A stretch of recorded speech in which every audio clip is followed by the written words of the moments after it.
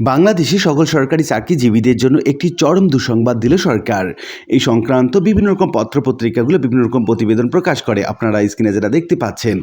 আর আজকে আমরা মূলত দেখে নেব কালের কণ্ঠ পত্রিকার একটা প্রতিবেদনের শিরোনামে যেমনটি বলা হচ্ছে, পে স্কেল নিয়ে নতুন দুঃসংবাদ, বাড়ছে হতাশা। কি বলা হচ্ছে মূলত এই সংবাদ প্রতিবেদনে, এই সংক্রান্ত বিস্তারিত তথ্য জানাবো আজকে ভিডিওতে। নতুন বেতন কাঠামো নিয়ে অপেক্ষায় থাকা সরকারি কর্মকর্তা এবং কর্মচারীদের জন্য দুঃসংবাদ আসতে পারে। গত 1 জুলাই থেকে নতুন পে স্কেল কার্যকরের প্রত্যাশা থাকলেও এখন পর্যন্ত এ বিষয়ে সরকারের পক্ষ থেকে কোনো আনুষ্ঠানিক ঘোষণা আসেনি। ফলে সরকারি কর্মকর্তা এবং কর্মচারীদের মধ্যে অনিশ্চয়তা এবং হতাশার উদ্বেগ বাড়ছে। এদিকে পে স্কেল বাস্তবায়ন নিয়ে সরকারের প্রস্তুতি এগিয়ে চললেও আন্তর্জাতিক মুদ্রা তহবিল এটি অন্তত 2 বছর পিছিয়ে দেওয়ার পরামর্শ দিয়েছে। তবে সরকার সেই সুপারিশ গ্রহণ না করে নবম জাতীয় পে স্কেলের গেজেট দ্রুত প্রকাশের দিকেই এগিয়ে যাচ্ছে।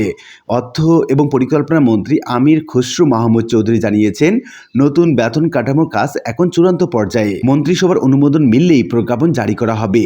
অর্থ বিভাগের সূত্র বলছে, আগামী অক্টোবরে IMF এর বার্ষিক সভার আগেই গেজেট প্রকাশের প্রস্তুতি নেওয়া হচ্ছে। বাংলাদেশে সর্বশেষ 8ম জাতীয় পে স্কেল কার্যকর করা হয় 2015 সালে। এরপর প্রতি বছর 5% বার্ষিক ইনক্রিমেন্ট দেওয়া হলেও নতুন কোনো পে স্কেল ঘোষণা করা হয়নি। এই সময়ে মূল্যস্ফীতি, নিত্য পণ্যের দাম এবং জীবনযাত্রার ব্যয় বেড়ে যাওয়ায় সরকারি কর্মকর্তা এবং কর্মচারীদের নতুন বেতন কাঠামো দাবি আবারও জোরালো হয়েছে। 2025 সালের জুলাইয়ে নবম জাতীয় পে কমিশন সরকারের কাছে প্রতিবেদন জমা দেয়। সেখানে সরকারি কর্মচারীদের বা চাকরিজীবীদের মূল বেতন 100 থেকে 140% পর্যন্ত বাড়ানোর সুপারিশ করা হয়। প্রস্তাব অনুযায়ী সর্বনিম্ন মূল বেতন 8,250 টাকা থেকে বাড়িয়ে 20,000 টাকা এবং সর্বোচ্চ মূল বেতন 78,000 টাকা থেকে বাড়িয়ে 1,60,000 টাকা করার সুপারিশ করা হয়েছিল। তবে নতুন সরকার দায়িত্ব নেয়ার পর গত 21 এপ্রিল একটি পৃথক পর্যালোচনা কমিটি গঠন করে। ওই কমিটির সুপারিশের ভিত্তিতেই চূড়ান্ত সিদ্ধান্ত নেওয়া হবে। অর্থ মন্ত্রণালয়ের তথ্য অনুযায়ী নতুন পে স্কেলের আওতায় প্রায় 15 লাখ সরকারি কর্মকর্তা এবং কর্মচারী এবং কয়েক লাখ পেনশনভোগী আসবেন। মূল বেতনের পাশাপাশি বাড়ি ভাড়া, চিকিৎসা ভাতা, উৎসব ভাতা, পেনশন বাবদ সরকারের ব্যয়ও উল্লেখযোগ্যভাবে বাড়বে।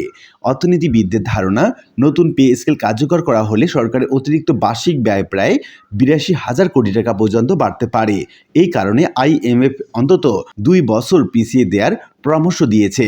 সংস্থাটির মতে এতে বাজেট ঘাটতি এবং মূল্যস্ফীতির উপর অতিরিক্ত চাপ সৃষ্টি হতে পারে। তবে সরকার এ বিষয়ে ভিন্ন অবস্থানে রয়েছে। সম্প্রতি প্রধানমন্ত্রীর কার্যালয়ে অনুষ্ঠিত এক উচ্চ পর্যায়ের বৈঠকে নতুন পে স্কেলের আর্থিক প্রভাব এবং বাস্তবায়ন কৌশল নিয়ে আলোচনা হয়। বৈঠকে প্রধানমন্ত্রী তারেক রহমান নীতিগত সিদ্ধান্ত বহাল রেখে প্রয়োজন হলে ধাপে ধাপে নতুন বেতন কাঠামো বাস্তবায়নের নির্দেশ দেন।